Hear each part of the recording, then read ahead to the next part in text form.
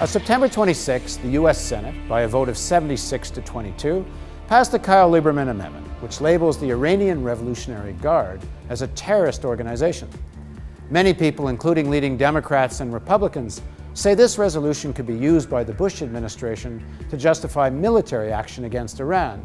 Categorizing this organization as a terrorist organization, this isn't our present policy of keeping the military option on the table.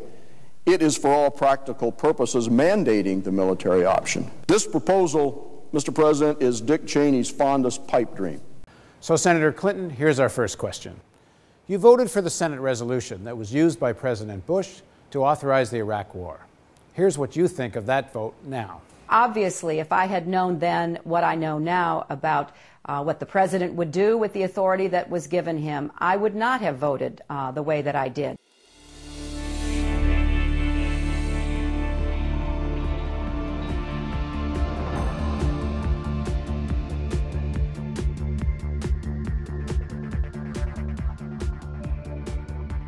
Senator Clinton, you were the only Democratic presidential candidate who voted for the resolution. Here's how you defended your vote.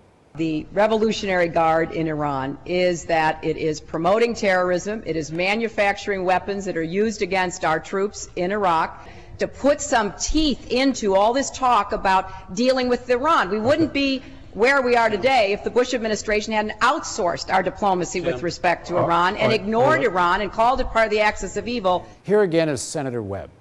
The Revolutionary Guards are part of the Iranian government. If they are attacking us, they're not a terrorist organization, they're an attacking army. We asked Professor Randall Hansen if one can focus on the Revolutionary Guard without implicating the Iranian government itself. No, I think it's impossible to declare the army of any state a terrorist organization without declaring the state a terrorist organization as well.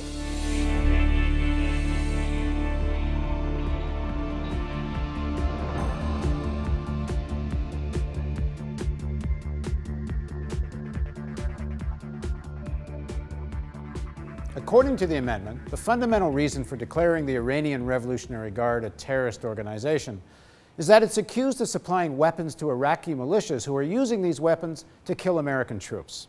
The primary proof given in the amendment is a statement from General Petraeus. It is increasingly apparent to both coalition and Iraqi leaders that Iran, through the use of the Quds Force, seeks to turn the Iraqi special groups into a Hezbollah-like force to serve its interests and fight a proxy war against the Iraqi state and coalition forces in Iraq.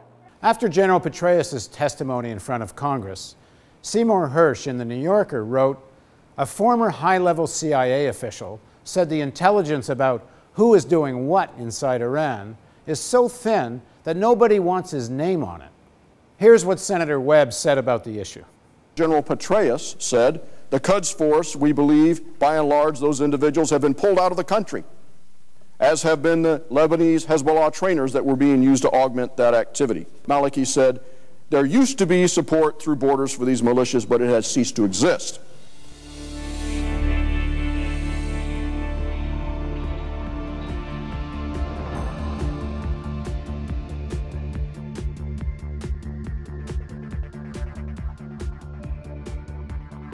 You've said this resolution only empowers economic pressure on the Revolutionary Guard. And that's what its sponsor, Senator Lieberman, says as well. The sense of the Senate calls on the administration to designate the Islamic Revolutionary Guard Corps as a terrorist organization, allowing us to exert economic pressure on those terrorists who also do business to stop them from killing Americans. While references to direct military action were negotiated out of the bill, Senator Lieberman and Kyl's real intent was expressed in the original draft. Here's what it said. "It should be the policy of the United States to combat, contain, and roll back the violent activities and destabilizing influence inside Iraq of the government of the Islamic Republic of Iran." It says in point number 4 to support the prudent and calibrated use of all instruments of United States national power in Iraq, including diplomatic, economic, intelligence, and military instruments. These paragraphs were struck out to make the resolution appear less overtly a call for military action, But the intentions of the framers of this resolution is clear. The history of this amendment comes out of Senator Kyl-Lieberman's involvement in an organization called the Committee on the Present Danger. This group includes former CIA Chief James Woolsey, representatives of the American Israeli Public Affairs Committee, the American Enterprise Institute, and the Heritage Foundation. Many of the group's members were signatories to the Project for a New American Century's open letter to President Clinton in 1998, which called for the use of military force against Iraq to remove Saddam Hussein. The same group released a document in 2000 calling for the projection of American military power around the world and stated that, quote, the process of transformation is likely to be a long one, absent some catastrophic and catalyzing event like a new Pearl Harbor. This was written before 9/11. The Committee on the Present Danger openly advocates not merely economic pressure, but regime change in Iran.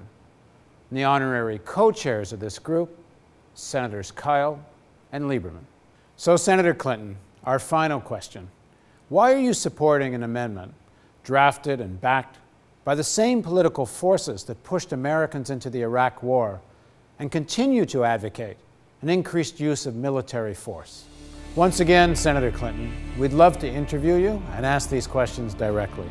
If you'd like to take us up on our offer, you can contact us through our website at therealnews.com.